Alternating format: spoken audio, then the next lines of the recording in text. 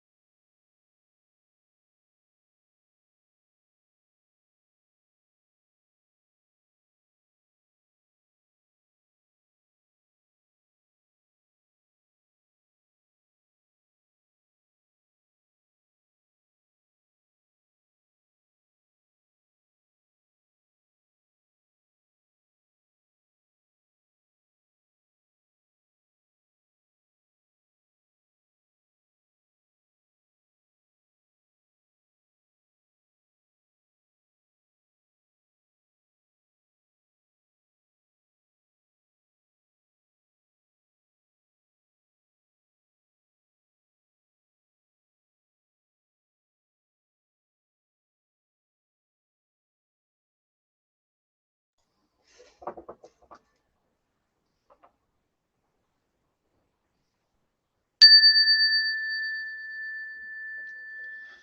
right. Thank you, everyone. I will now turn everything over to Reverend Shodo. Her essay was entitled When the World is on Fire, and it certainly still is. And maybe you could tell us how to put it out a bit. Thank you for being here again. Okay, thank you. Well, there's feedback. Oh, okay. Okay, now there's not feedback. Thank you. And I trust we're recording, right? Okay. So I reread the essay several times, was happy to see that I still liked it. And right at the end, it occurred to me, what has changed is that when I look back at 2017, it looks such a pleasant and naive time. We were so sheltered and life was so easy. That's not how it looked then. So I wrote my talk last night, thought it was all ready. And this morning, somewhere around 5 or 6, I woke up and I thought, you didn't say anything about Gaza. You cannot give this talk without mentioning Gaza. And the next thing I thought was, this is January 6th. It's 3 years since the insurrection of the Capitol. And during this 3 years, the United States has come to look, we used to say Banana Republic, like one of those states where the crazy people are running the asylum. And then I thought about vaccines and anti-vaxxers. I thought about how all the words that progressive used to use in our response to establishment are now being used against us as if we were part of the establishment. And sometimes we actually are. So I can tell you why Donald Trump's people support him more every time he gets an indictment. It's because it proves that he's the hero opposing the establishment, and they had better cling to him really hard. And so to me, they look insane, but there are people to whom I look insane. I try to remember that. So then I was looking at what else has happened since I wrote that article. The war in Ukraine, which seemed so simple. The bad guys are hurting the good guys, and we should be with the good guys. Standing Rock. I only managed 1 week at Standing Rock because I had a job. But it was at Standing Rock that I observed really extreme violence toward protesters for this country. I mean, they didn't actually just shoot everybody down like they do in other countries. But they certainly hurt people, terrorized them. And of course, the violence was worse towards the people of color. And they defined terrorists in a new way. Well, it might not have been new then. So I think it was last year in Atlanta, something called Cop City, a place to train police forces to use warfare tactics, destroying Atlanta's huge forest. I mean, an urban forest. This place is supposed to be built right in the middle of it. And so they went. One of the protesters, Tortuguita, they claimed he had a gun, but he was actually sitting peacefully in basically a meditation stance, and over 50 bullets. And then it became illegal to collect money for defense of the people who were arrested. A Buddhist friend of mine who I trained with for a while, Colin Dorsey, is still waiting to find out what happens. At least he is not in prison, but he's waiting to find out what happens at the trial. He probably got out because 90 Sotos and priests signed letters, sent letters, lobbied people that they knew, but sent letters to the judge explaining how he was a person of good character and how we knew him intimately, which I sort of did. And anyway, so, and then there's a little matter that you can't believe anything you read in the news. You have to read widely varying sides. I grew up in a time when I believed most of what was in the news. I later learned that large chunks were missing, and that some things were blatantly lies.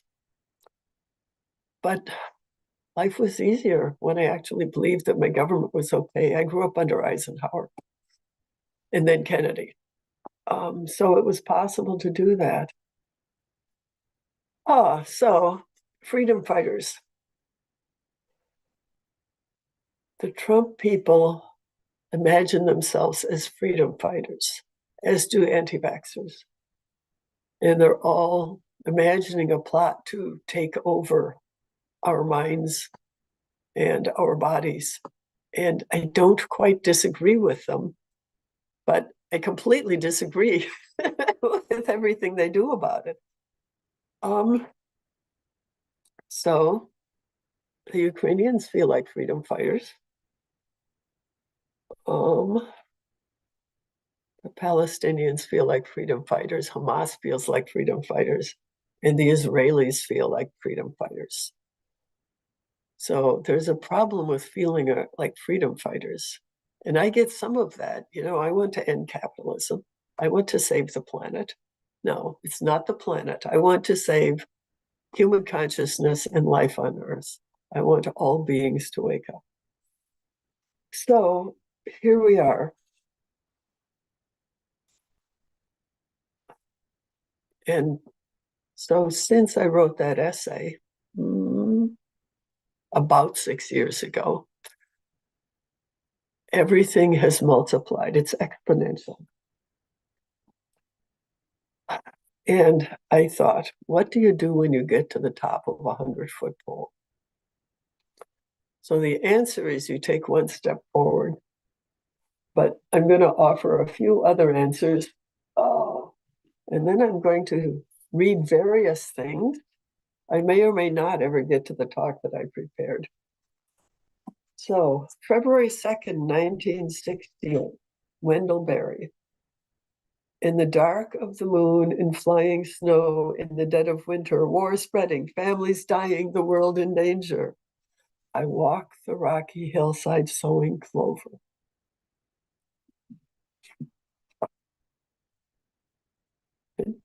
He also writes wonderful poems all the way through, kind of defiant poems and earth-based poems and very community-based, life-loving poems. So I have been for, 9 years now. Yeah, more than 9 years. I've been living on a farm in a place where my community is people who are sowing clover, who are growing vegetables, who are replenishing the soil. I have a housemate who refuses to listen to politics, doesn't know the names of the people that I read or quote, but he's wholly engaged in replenishing the earth in a very literal way. So, sowing clover. There are a few other ways that people take a step forward. And I will just mention, I think it was yesterday, Member of Parliament Chris Skidmore resigned from the UK government, from Parliament, and from his position, I think it was Minority Whip, because the UK government insists that they are going to drill in the North Sea for oil. And that's in contradiction to their commitment to whatever happened at that last COP thing, which said, well, we're not going to go forward with fossil fuels anymore. He made a beautiful statement and he resigned from his position in government. A number of people have resigned from the US government over the matter of supporting Israel to demolish Gaza and to wage war on the people of Palestine. If you look back in 2018, Greta Thunberg just started taking Fridays off to stand outside the local parliament building. And then we had a worldwide movement called Fridays for the Future. We have Extinction Rebellion. Somebody that, well, I met once, but have since become friends with, all distantly. Max Wilbert and his friend Will Falk planted their little winter tent at Thacker Pass in the middle of January to say no lithium mining. And when they said they were going to do that, I thought, you have taken up the hardest of all causes, because you are saying no to all the things that people think will save us. Lithium is a source of batteries that power electric cars, that are in hybrid vehicles, that are used for solar systems and wind systems. If you say no to lithium, you are saying no to civilization.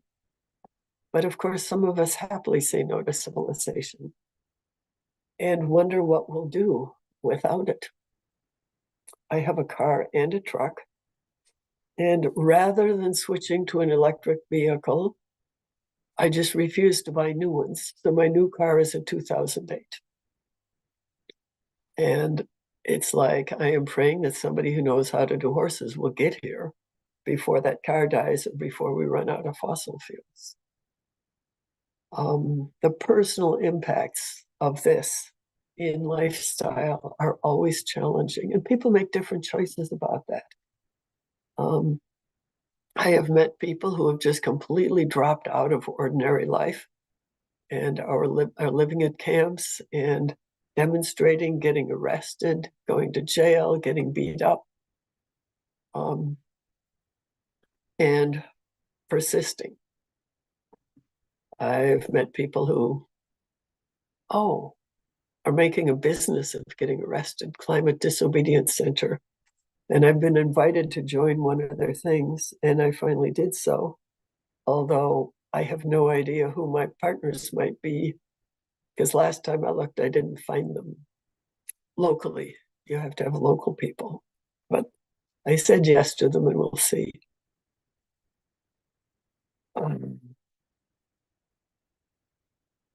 So what I've been doing since 2017, well,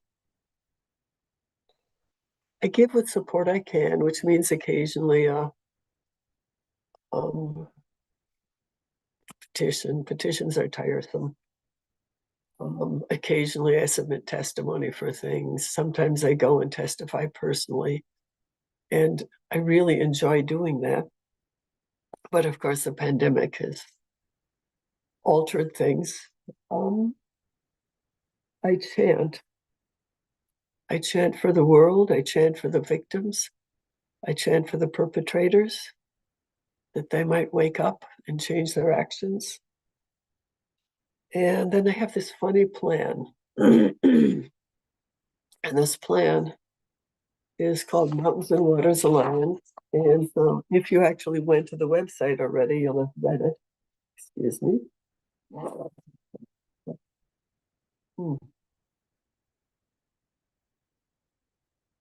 But here's a shorthand of the plan.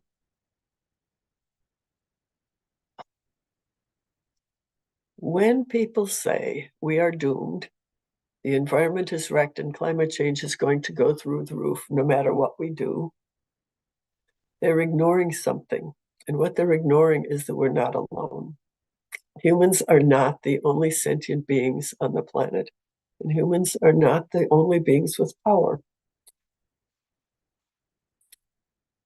But we ignore the others, and we try to get them out of the way so we can do another technological solution.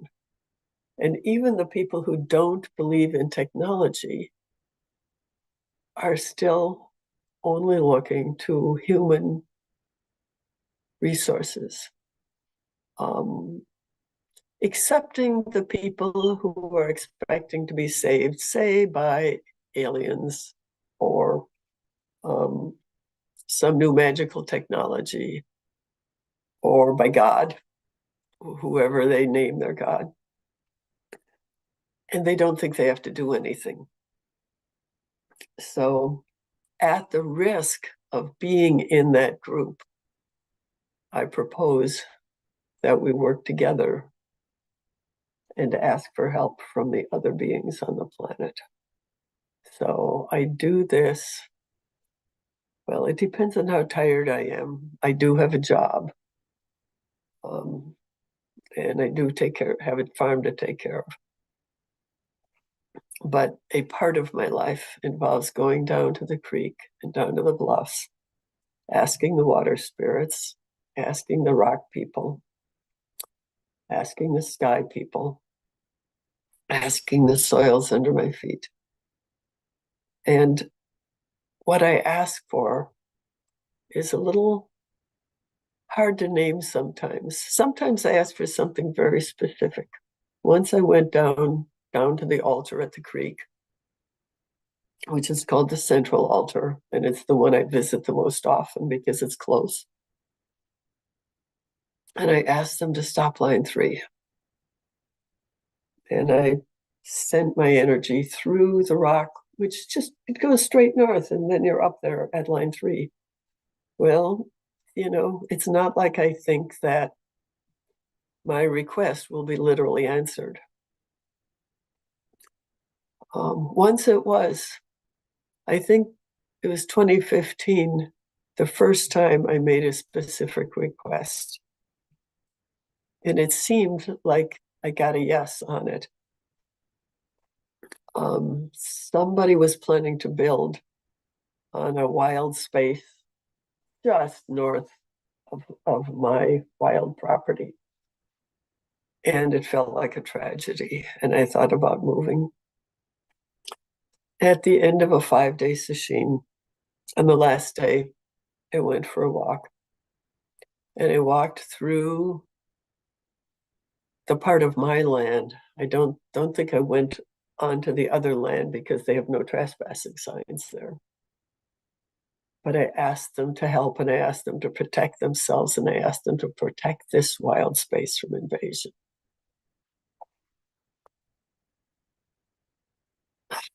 And as I walked, I could feel them answering. I don't remember much. I felt it in my body. And I remember noticing that even the buckthorn said, yes, we'll go along with you.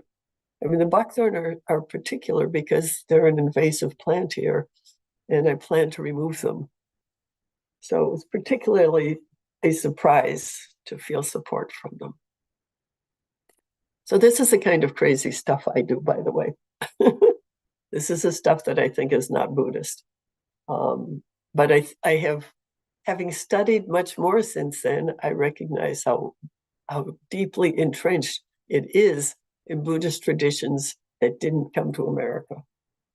And I also noticed that when I speak of it to other, like it's at priest gatherings, that actually a lot of people are nodding and smiling. So I felt at peace. And a year later, I happened to look and to discover that the place had been rezoned. So the place I wanted to protect was now in the Wild and Scenic District. And I thought that was it. And I went, oh my gosh, a literal change. And a couple years later, I discovered that when they made that change, they left a building permit there. and some people put in a road in a building site. I freaked out. I mean, I saw it, and I was showing some visitors around, and I just cried. And then I sent a very pleasant letter to the new owners, and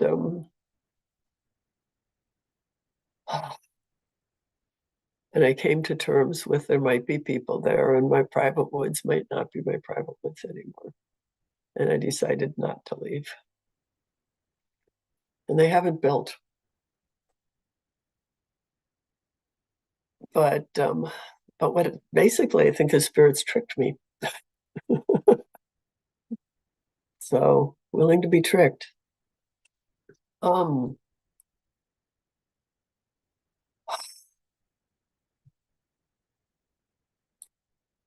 Where to now? Okay, so let me talk. So Jindo and I had a little conversation. I asked what the dress code was. And he said, oh, whatever you want. You could wear, say, a Stop the Pipeline t-shirt with your rakusu. Yeah. And so I thought, okay, whatever I want. But, I never wear Stop the Pipeline t-shirts. I mean, if I go, when I go to an occasion, unless it's like something that requires casual clothes, I come in my Zen gear to bring my tradition with me there. I bring a Zen presence. And you never know what will happen. It's like once there was a ceremony, a blessing ceremony of some kind, interfaith power and light. And there were people in the water and everybody was on the side of the lake. And I was sure they would ask Ben Connolly, because he always did everything with them, to say something. And I had no idea what I would say. And then they called on me and I had to come up with something. So, you wear the robes, stuff happens. Just like shaving the head, it has consequences. And I like the consequences more than I don't like them. So I continue to do that. I carry the tradition with me as much as I can. And that means I have to not embarrass it, whatever that might mean. So what I'm wearing today is my rakusu and a robe that I made for the Compassionate Earth Walk. So those of you who have worn a kuromo know that a kuromo is heavy, possibly hot, and highly inconvenient. The sleeves are incredibly long. If you're out in the wind, the front will get blown open, and so you have to be holding it down. So I got permission from my teacher, who said, you don't need my permission, and then gave it. He had said first, don't do it until you're transmitted. And I went, oh, okay. So that was an extra year, which I needed. And then people said, dark color is not so good. And I think particularly Native Americans. So I have this, I think it's hemp linen or something. I used to buy hemp all the time, but anyway, so I sewed it with my own hands. I dyed it, but I used dye from the store because there's a limit to my skills. And it's very lightweight, comfortable, and it doesn't blow open because there is no opening. And I love it. And someday I'll make a black one that I can wear more places. But occasionally I wear this one. And I wore it every day, all day on the Compassionate Earth Walk. Oh, and I also brought a Jizo staff. The monk staff that you use to make sound and scare off small animals. And that became the symbol of that walk. So the walk was a ceremony. I thought of it as a ceremony from the beginning. Then I wrote a lot of things about my relationship with ceremony that I don't think we have time for, but somebody could ask me. So I remember thinking when I was a new Zen student, sometime in the early mid 80s, and I identified as a witch at the time, and I was in a ritual group that met at the cross-quarter days, and I loved leading rituals.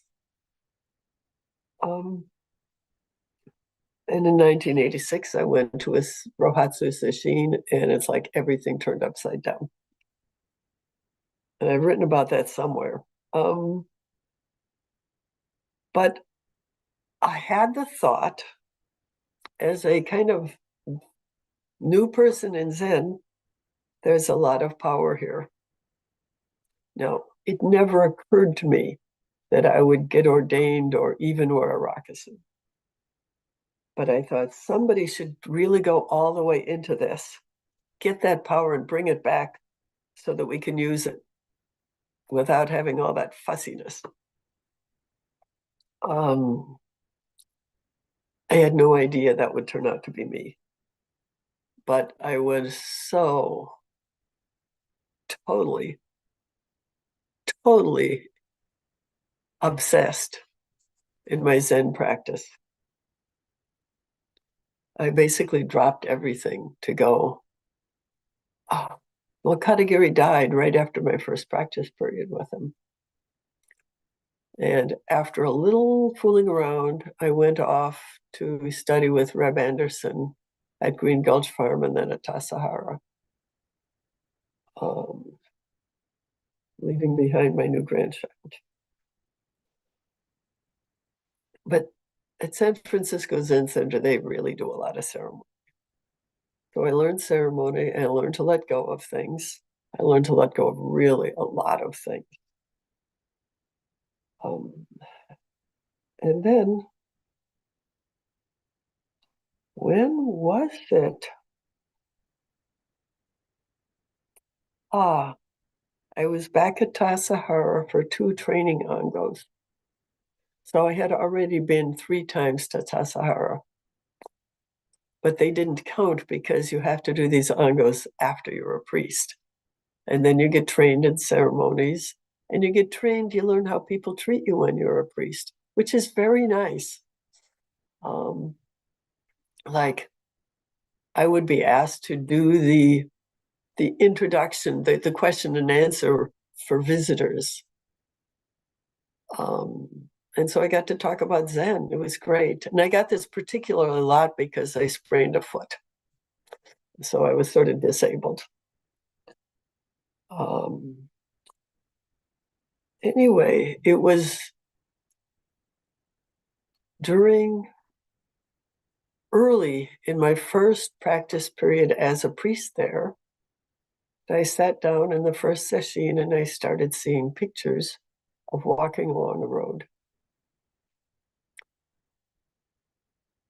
And it's a little hard to recall the details, but I knew it was about the Keystone Pipeline. I had been to some demonstrations before that. And I studied it and I studied it and it wouldn't go away. And finally I consulted with people.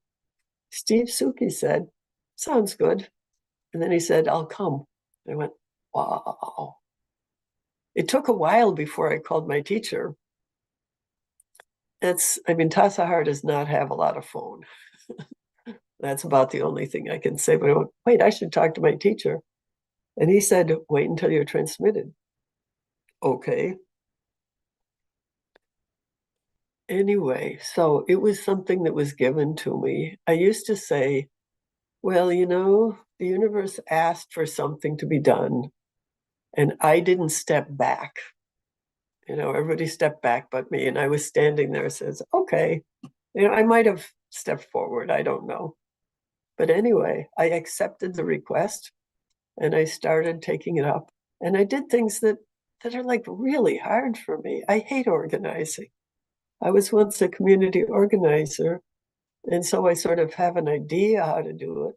But it's like, oh, that's not what I wish somebody else would do the organizing, Um, about calling people and making notes and keeping track of things and getting back to people. So in 2012, I did a road trip. I bought a functional vehicle because my old truck would not have been a good plan.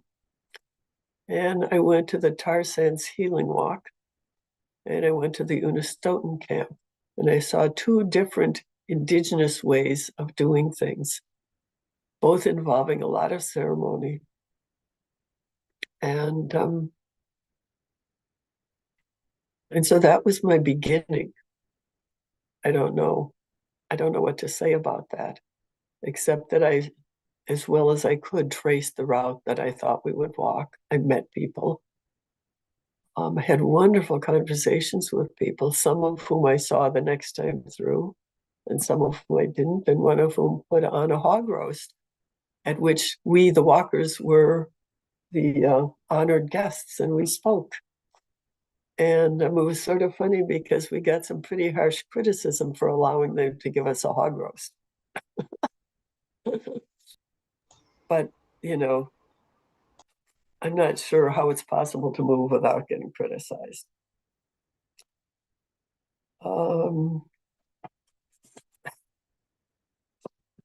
So I undertook a 3-month ceremony.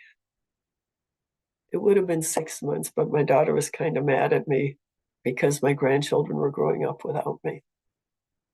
And so I made it 3 months, and then I got back home and started spending a lot of time with the grandkids until they outgrew me, of course. So what can I say? It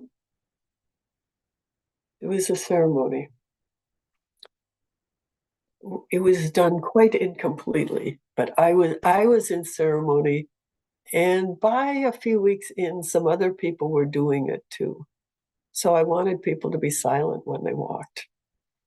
And a group of them wanted to pick up litter. And some of them wanted to make jokes and sing really silly, ridiculous songs. And I was like this curmudgeon, which gives me some sympathy for other curmudgeons I've known and gone on walks with. I trust that I was not brutal. Anyway, gradually some people started to get it and to walk silently. And there developed this big thing around the staff, which we didn't walk all together. We would have 2 shifts because we had ground to cover. And so someone would take the staff each time, and we developed a ritual for handing it off.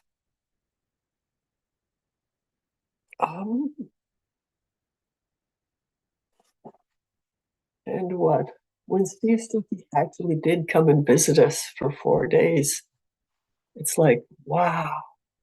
There were a couple other people. Face Spotted Eagle walked with us for a day or two. It's like, wow. Everybody went and talked with them, got individual counseling. I got a lot of individual counseling myself, which I desperately needed because I was over my head. I took on something that was over my head, and all I knew was that I could not stop. I had to do it. And so I just kept going. What do I know? So Eastern Montana is kind of this dry, barren, desertly place that nobody visits there. It is incredibly beautiful. The sky is bigger than any sky anywhere, except maybe the Arctic. The grasses, the little flowers in the dry roadside.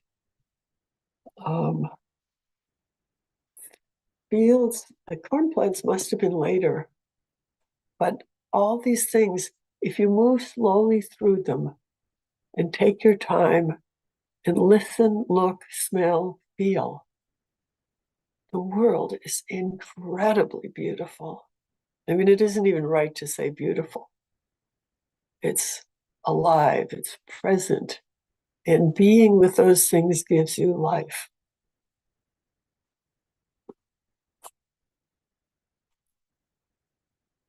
And so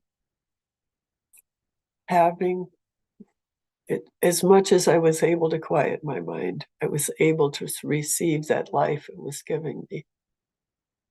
And eventually I was able to feel myself giving life back with every step and with every like planting of the staff. There's another thing about people. It's a very empty space there.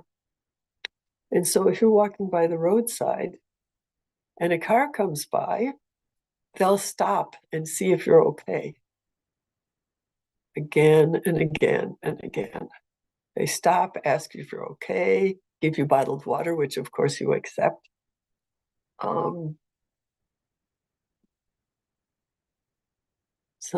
Somebody, we were camped at a gas station. It was awful, but it was the best we could do. And then this farmer comes by and says, "Hey, you want to come over?" And he has family. We camped at their farm. They fed us dinner. And it was like, wow. And in the morning, they rode out on their horses to work with their buffalo and the longhorn cattle.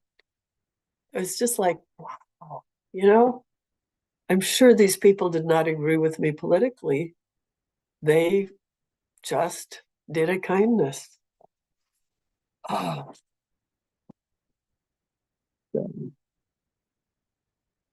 so there was that, and it changed my life.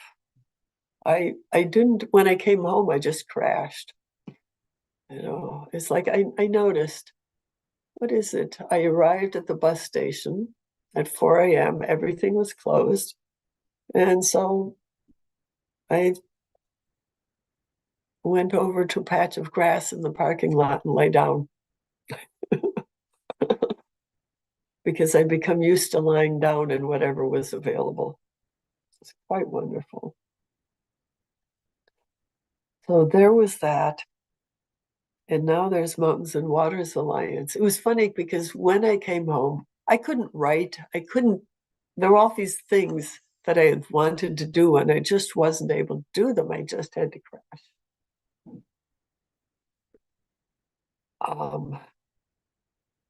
And then I knew that the next thing to do was to buy land and get a farm, which I've never been a farmer, so I didn't know what that would mean. I thought I was actually going to learn farming. That had been my fallback plan in all the years that I didn't know what I was going to do with my life. And after I did the walk, it was actually, this is what you have to do. Um, oh. And so that was a one-time thing, a one summer thing with a year of preparation and several months of recuperation. Mountains and Waters Alliance is a thing that doesn't stop. And so it's like, on the one hand, it's much bigger. On the other hand, it's invisible. So I have my website. People follow me. I get invited to give talks now and then. And I say whatever version of the Dharma seems true to me on that day. And I watch myself. So I have this thing about relating to non-human beings, or as some people say, more than human. And in the early days in the farming, I was out there. Well, it still happens. It's like, oh, reed canary grass. Oh, quackgrass. Oh, buckthorn. Oh, pocket gophers. The pocket gophers destroyed my orchard. You can tell I'm still mad at them. I also, a different year, they ate all my potatoes. I have not come to terms with the pocket gophers, but I was out weeding with Justin Rowland, who is a young Lakota man, younger than he is now, who was raised by the family that took care of the Wounded Knee battleground. And his family was very fierce. They would say things to tourists that they thought they needed to say. And so he was like that too. And what I will say about him once was the time when in a group, they had invited me to talk about spirituality, but I invited everybody else. And what he said just blew me away. That's all I remember. But so we're out there on opposite sides of this field, and I'm pulling up some weed. And he says, "Those plants are really strong over here." And I went, "Oh." And then he said, "They communicate with each other." And then I got it. I was like, "Oh, I see. I try to kill my enemy gets stronger in order to fight back harder. So I better stop having enemies," which of course brings us back to these, oh, I forget the word I used. The righteous, um, I can't remember the word, the thing that the Israelis and the Palestinians and the Trump people and so forth that everybody's doing. It's like trouble, trouble. Oh, oh. So I think I have lots of more readings and more writings, but I think it's time to stop and invite questions. Well, thank you very much, Shodo. That was beautiful. I want to say we have some people watching one way at home. If you have a question, email it to jundotreeleaf@gmail.com. That's one word, jundotreeleaf@gmail. And if I get a question, I'll ask Shodo. We had a couple of questions by people who could not attend tonight who sent me questions in advance. And I would like to ask one of them. I'm going to modify it a little. This person does a lot of social work um, with the homeless in urban areas, and they're very discouraged. And they ask how they can keep going when they're discouraged. But I'd like to add it and ask you too. Are you optimistic about the world? Do you think you can have an effect? And if when you're not, how do you keep going too? Okay, I found some things to respond to that with. The first thing is, even though mentally I think I'm crazy, emotionally I'm optimistic. So there's this part of me that is preparing for 100 people to be living on this farm. Oh, this was in a dream once. So there were 100 people here. We did not have enough food to get through the winters.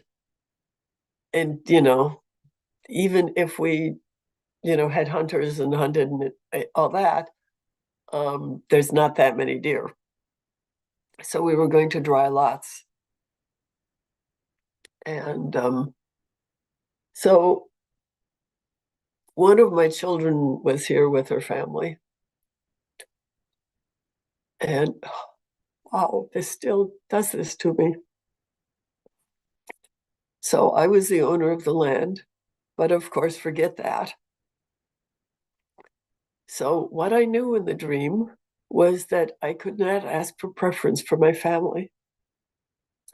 And I also knew that I could not draw a lot myself because we were going to need a lot of physical strength to make a living from these 17 acres.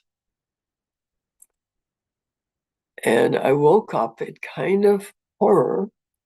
And then I argued with myself about maybe there was something that I had to offer that would be worth saving my life.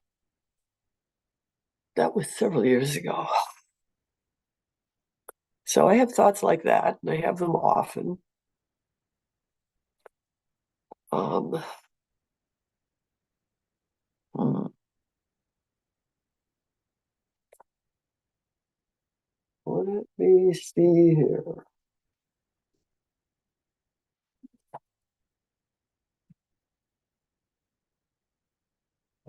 What that one, what that one.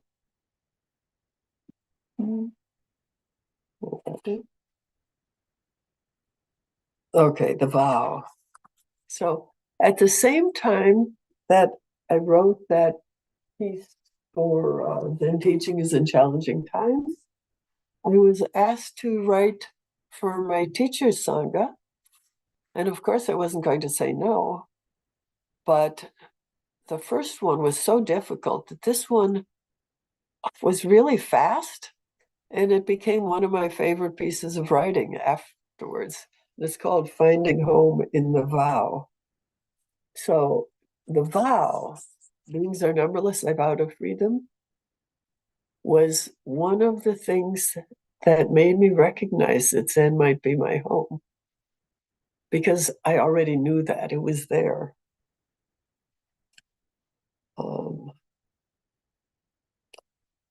It was immediately clear that Zen was not about escape. And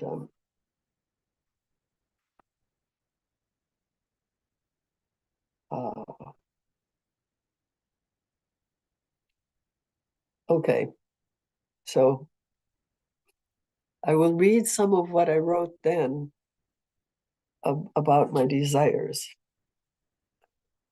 in terms of the four vows. I want to live in the awakened world, to experience the aliveness of everything in every moment, to lose the illusion of separation that was given me by family and culture. This want is actually the second vow. Delusions are numberless. I vow to end them. I want to realize this world as it is, interdependent, intercreating, completely ephemeral, and thus fully alive. I vow to let go of the dream of separation, the imagining of permanence, again and again and again, and to allow that lively universe to create me moment by moment.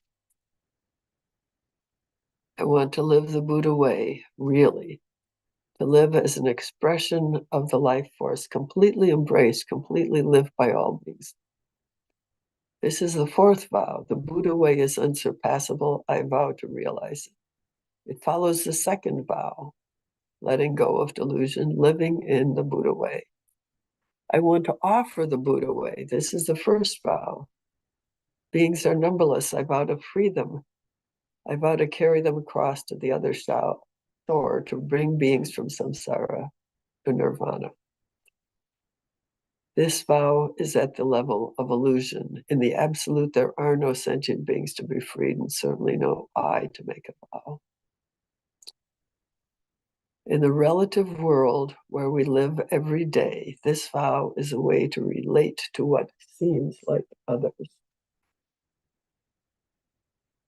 And now I have to stop because I'm going, yeah, but what about all those dead babies in Gaza? What about all those dead people? What about the journalist who wrote, I'm sure I'll be dead soon? And she keeps broadcasting, or she keeps sending out her material.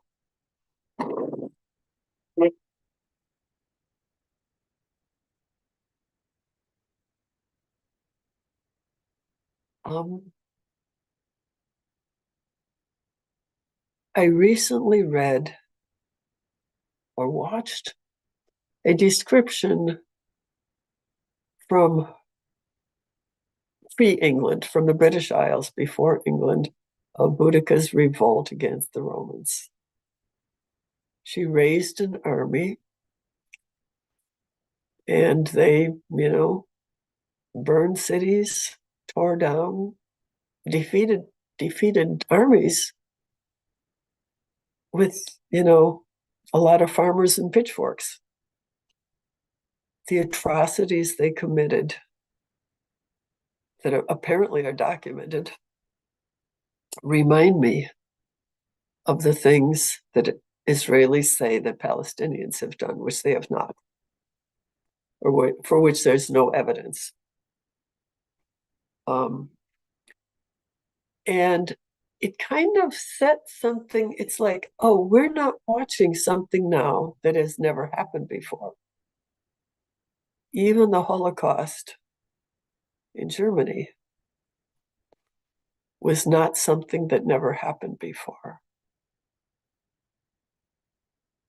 For 8,000 years or so, humans have been doing this to each other. And I'm not going to speak to what they did before that because there are no records, but there's a lot of evidence that they did a little better than we do now. So,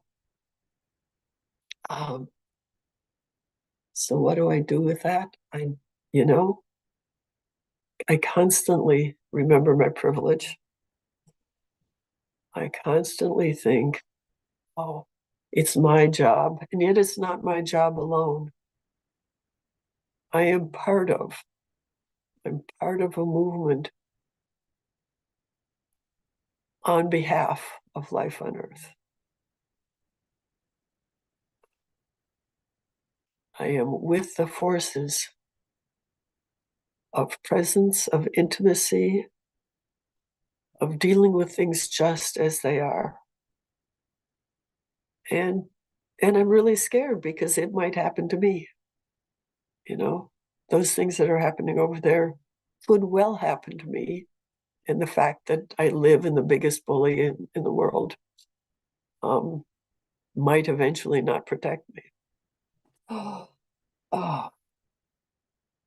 oh, once upon a time, might have been 2014, might have been 2016 or 17. Anyway, I went to the International Buddhist Women Conference, Sakadita.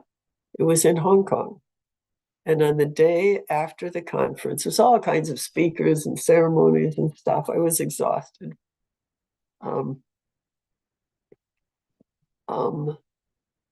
A local woman took two others of us up to see the Amitabha Buddha carved into the hillside. And so we went up there and we hung out for about an hour. We sat, we talked, we took pictures.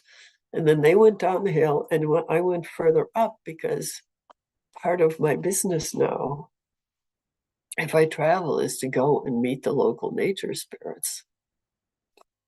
So I walked along to the top of the hill. I visited and spoke with and listened to a few trees and a waterfall and so forth. And then coming back down, I went, oh, I wonder if I could find Amitabha again. So I turned off on a side path, and what I found was a carving of the dragon and the phoenix. And so I asked them the questions that I always ask, that I've been asking some time. And that is, funny, I don't remember them all. Do you have something to tell me?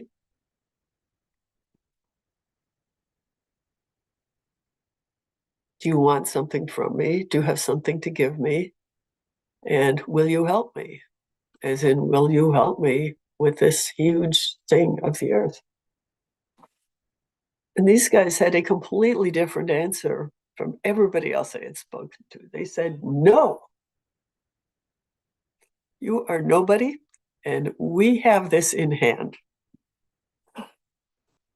And it felt like a huge weight was lifted off my shoulders. And then I went home and got shingles for 3 weeks. It was miserable. And I thought about what level of attachment that must indicate. That having a responsibility taken away from me was that painful, was that difficult. So I don't know how close I've come to answering your question.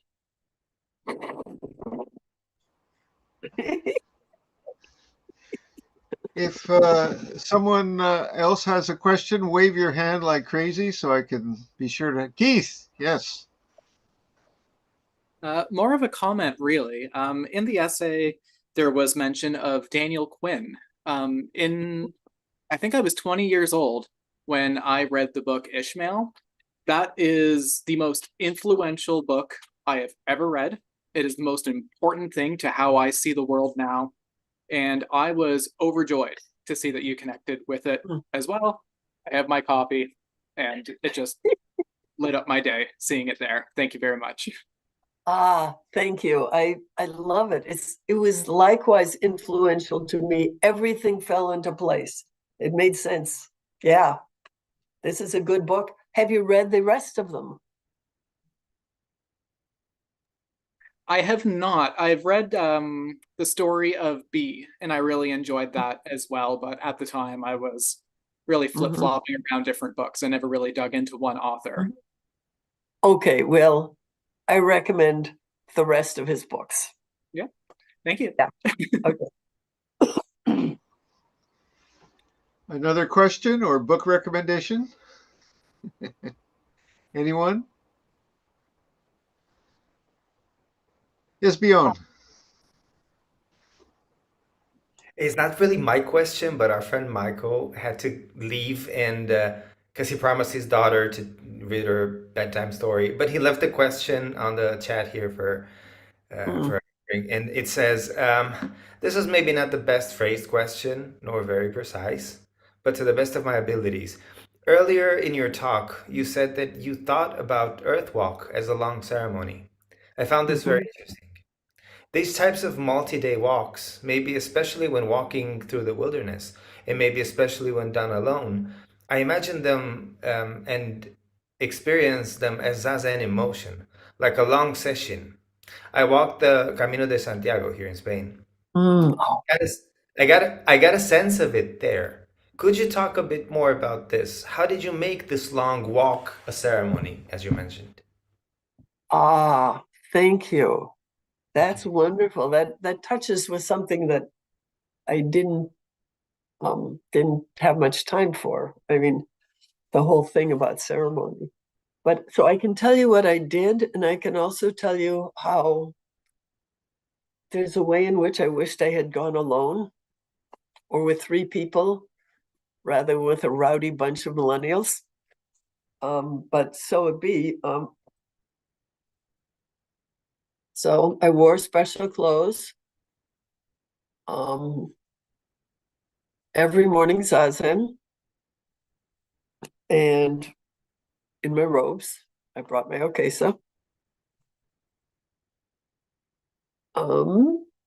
I had plans for a lot of things that didn't come out to be the way I wanted them to be. But so that I sat zazen, and a few people did.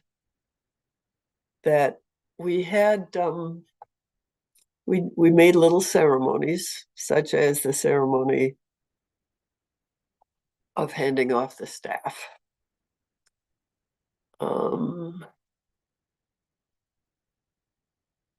We had, wow. Oh, let me talk about the act of walking itself, because that's where it feels real. I remember about the first month, but anyway, at the beginning, it's like I'm walking one step at a time on the side of the road. And when I put my foot down, I would notice that the earth was supporting me. And I did this consciously at first. And then it just kept going, So for the first month, there was this feeling of the whole earth is supporting. It's supporting what I'm doing, It's not so much me as an individual. And that evolved. And into a wish to give support to the earth. So I would, and this is a little easier to imagine in terms of ceremony, I would put my foot down and send blessing to the earth. And I would put my next foot down and send blessing. And so all the time, that's what I was doing. And in the third month, I could feel both of them at once. on the last day, yeah, it was the last day, we had a short walk, just 5 miles. And so we walked very slowly. And, I wish we had done the whole walk that way. So I talked to them about the Metta Sutta. I proposed saying a line. And what was it? Was it may all beings be happy? And they went for it. At this point, it's 15 or 20 people. We started out with about 6 people. But we were the largest at the end. And so we walked single file, which sometimes felt important to do single file. Sometimes we would just spread out.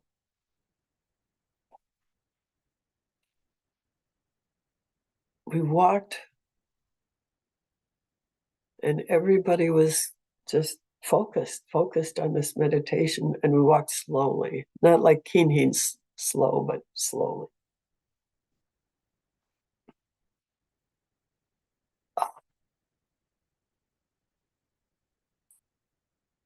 I remember saying something of a practical sort to somebody and getting shushed by one of the youngest members because I was breaking the meditation. I was like, all right. So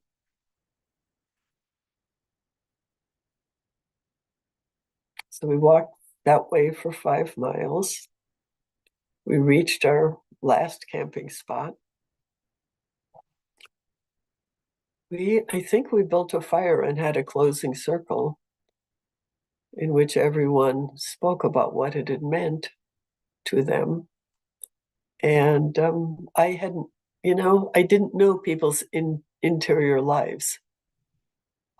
They related to me a little more as a boss, an authority figure. And so when guests came in, they would go and turn to them, but most people didn't turn to me as a confidant, which of course was painful. But of course, I was overwhelmed doing things that I wasn't able to do.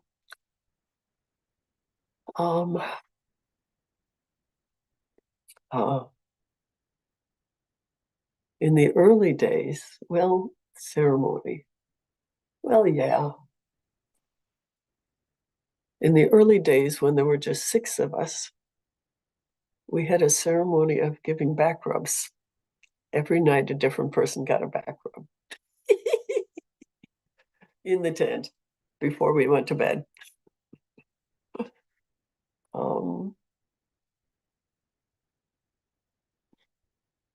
It's interesting how few memories I have of how we actually organized our days.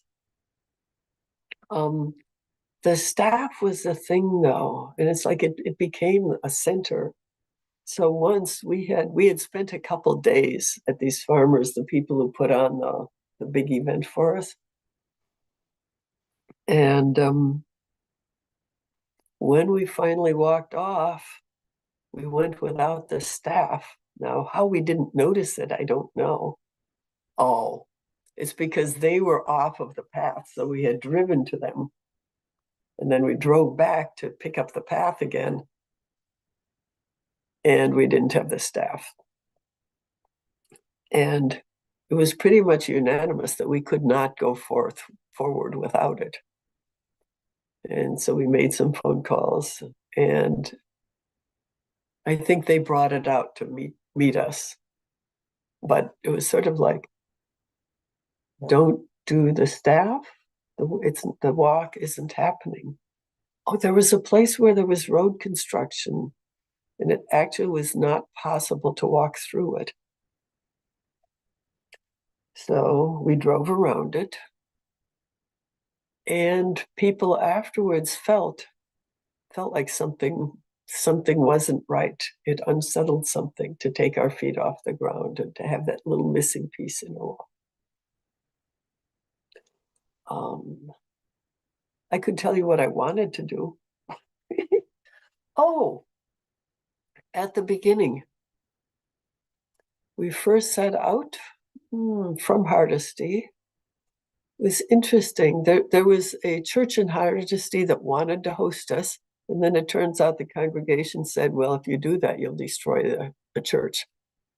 So the minister secretly snuck out to meet us at a campground outside of town. And, told us what was going on. And, but we spent time in ceremony that day. And the ceremony was doing we had a pipe carrier among us. And so we passed the pipe and spoke prayers and so forth. And then we walked, half of us in the first group. And the other half would take down camp, move ahead, find the next campsite. And so we were leapfrogging all the time.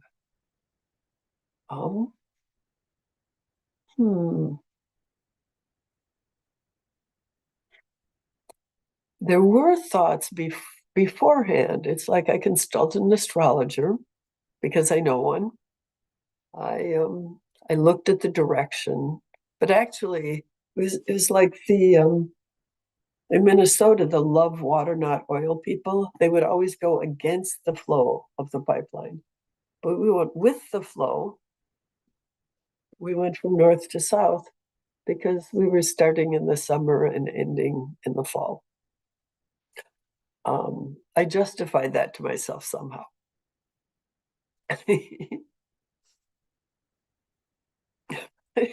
I don't know. That's what I can remember. Another. We had an altar. Yes. Go ahead, Shilda. Sorry. So we had an altar, and every morning I set up the altar on whatever was available on a box, if nothing else. And we had Jizo, and Jizo was always on the back of my backpack. And you know who Jizo is? Kishi Takarba, willing to go to hell, saves babies, and does miracles. So praying to Jizo was kind of a thing. There were very few Buddhists in the group, and I wish I had organized that differently. But anyway, there it was. Okay, that's it. Anyone have another question? Yes, Kaylin, nice wave. I was wondering if we could see the head of the staff. Because when you showed it, I could only see the shaft.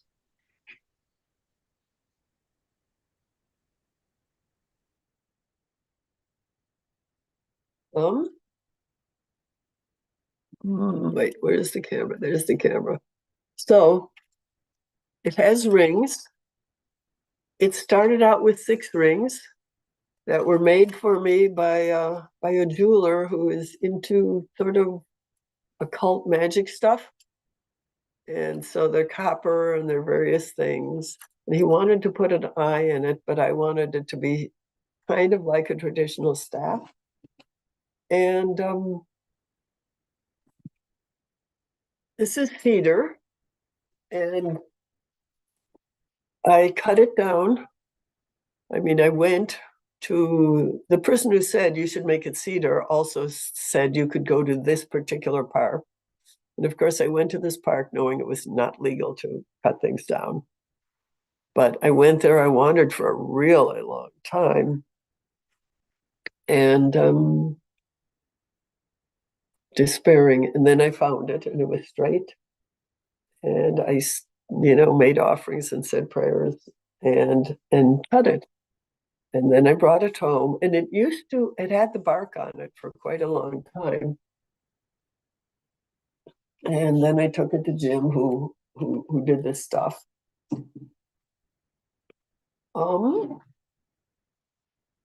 And what else?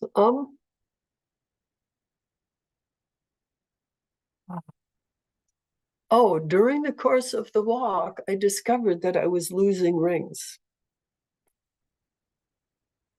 And I figured it out when I had 4 of them left. And so after that, I watched them and tightened them up so they couldn't fall off anymore. And Jim was willing to replace them, but I was too tired. And it was a long time ago now. So I do know how to find him. So it could still be done. And I do still occasionally take the staff places with me. Oh, and so one of the things that I learned when I was doing pagan rituals is that advanced preparation really matters. I remember a time when, before a ceremony, I carved candles and I made special herbs, which I knew what they meant at the time, and an oil that had a particular meaning. And I carved runes into them that had meanings. And I felt a little silly, but the ritual turned out great. So it's like, okay, the advanced preparation really matters a lot. And so I think I had a whole year of advanced preparation. And it still wasn't enough. But anyway, I'm back on the previous question. The reason I took the bark off was because somebody said, well, US whatever is going to take that away because they'll think there are bugs in it. And I was like, what? And people had opinions about what they would do, and I was not willing to lose the staff. So I stopped and took my pocket knife out and peeled off all the bark. And they commented on it when I got to the immigration station. It's like, we saw you do that. That's kind of weird. And I said, yeah. I think I told them why. It is much lighter and easier to carry than it was. Anyway. Well, we're coming towards the end of the evening. Anyone have some pressing questions? Now is the chance.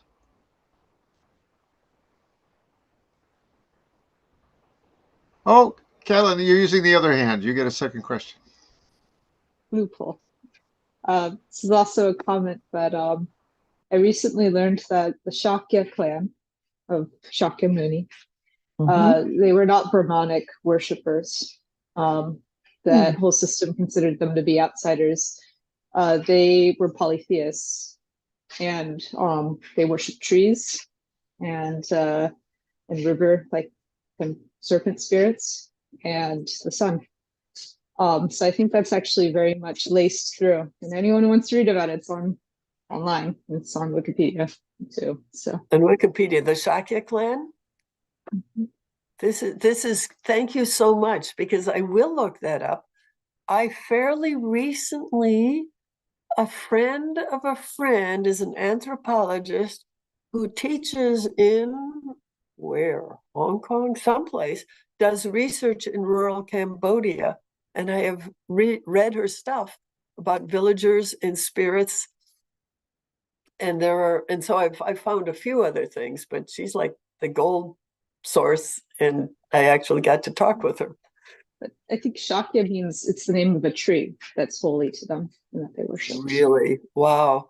So there was a book I had once that discussed the Buddha's growing up and what kind of community he lived in. And, I borrowed it so I could give a Buddhist birthday talk. And then I gave it back. I have no idea. I cannot find that book for anything. If I went back and said to my teacher, could I please scour your bookshelves for all the Buddhist, Life of Buddha stories, you might find it. But that, and maybe Wikipedia will have the reference. But yeah, I came to think of Buddhism as an arrow shot from within the tribal earth-based people, like, our ideas of ancient Ladakh, ancient Tibet, and so forth, carrying something through the patriarchal, rigid, industrial civilization. Well, first agriculture, and so it's here for us now, and it's time for us to move into that. And people are moving into it. They're moving into it incredibly. And maybe that's why I insist on being optimistic, even though the statistics say otherwise. You just look at what's happening, and how can you not be enthusiastic about the human spirit and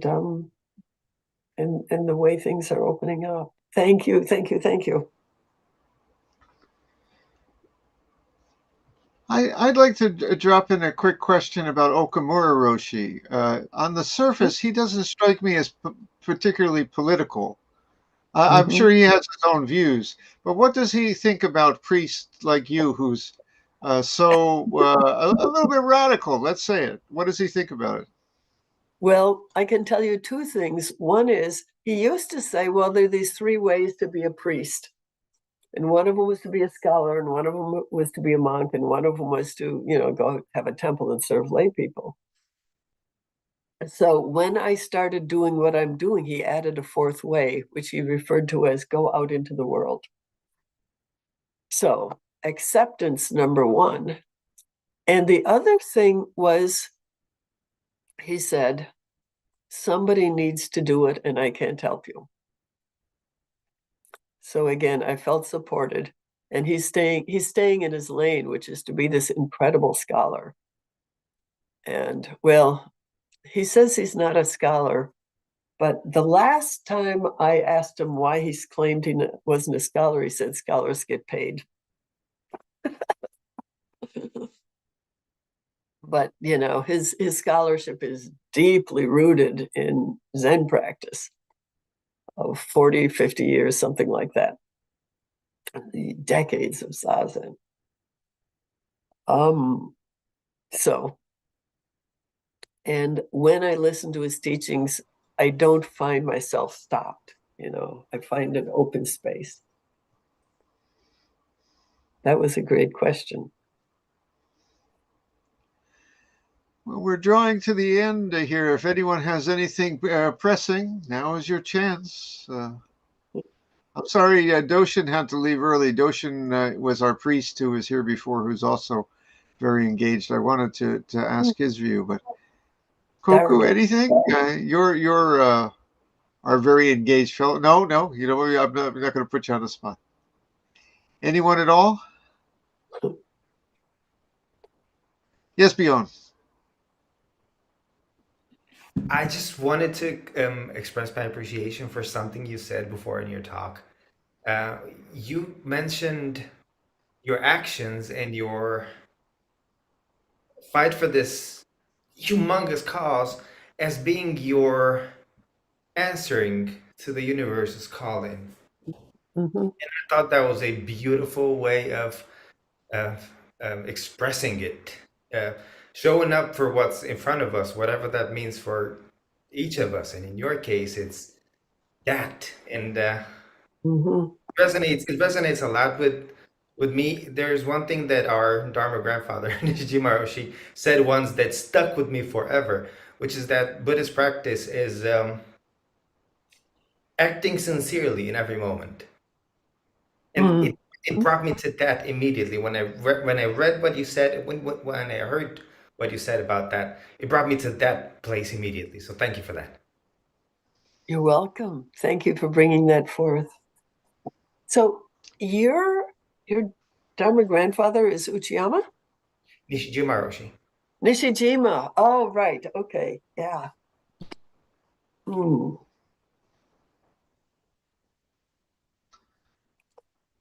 was thinking I would read something as a close, but I'm not sure what it is. Let me see here.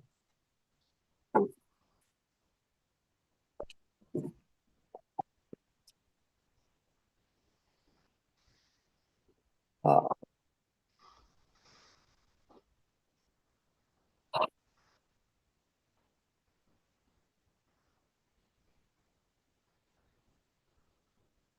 hmm. So this was a writing about right action. And I'm referring to, there's what is the meaning of what is the meaning of a whole life of practice? Something like that. And the answer is an appropriate response. And I wrote, finding an appropriate response may take a whole lifetime. Actually, I don't think we find it. I think we allow right action to come forth, having prepared the ground for practice and meditation.